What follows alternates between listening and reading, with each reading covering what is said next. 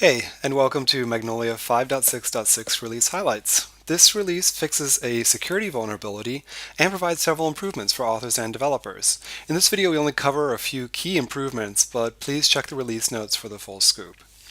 So for the authors, it's now possible to search a PDF content in the Assets app. So if I upload a new asset, I'll upload the Forester wave. Okay, it's been uploaded. And now let's search on some content that I know is in that document. And it finds it. It's not in the title, it's really in the PDF document. And for you developers, yes, these items will be returned from searches you make in code as well. Okay, now let's take a look at the developer improvements. With this release, Magnolia is runtime compatible with Oracle JDK 9 and JDK 10. Building on the new REST delivery endpoint, it is now possible to get the nodes at the root level in order. When you just request the endpoint path, this is an endpoint path configured on the public demo, you get the results of a JCR query, which is not guaranteed to be the natural order in JCR, and in fact contains items at multiple depths. So if I look into one of these items, I'm getting a page, but I'm getting a page that's actually a few levels deep. Now, what I may actually have wanted to do is get the pages just at the root. So if we look here, maybe we just want to get these 10 pages that are right underneath travel. And for that, we've introduced a new parameter, which is at nodes.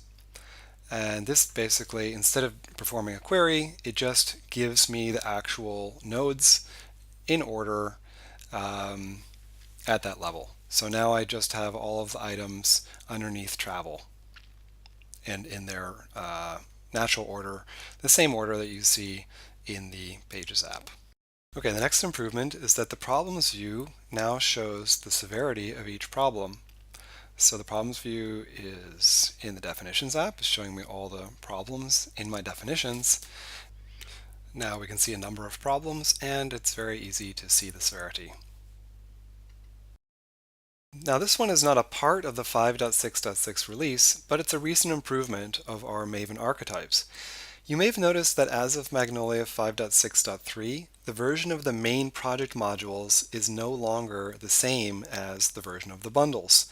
And this has caused some problems when building with our Maven archetype. Now we've included a note about that, and it even gives you some instructions and a link on how you can update your parent POM if you generated it with an earlier version of the archetype. But we've also updated our archetypes. So it's been fixed in the new 1.2.4 version of the Maven archetype. And I'll just show you one of the important changes.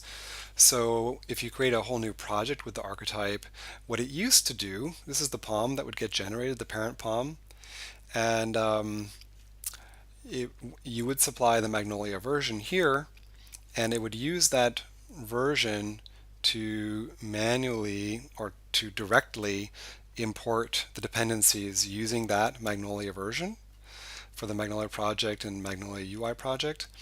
And now that won't work anymore because the bundle version is not the same as these project versions.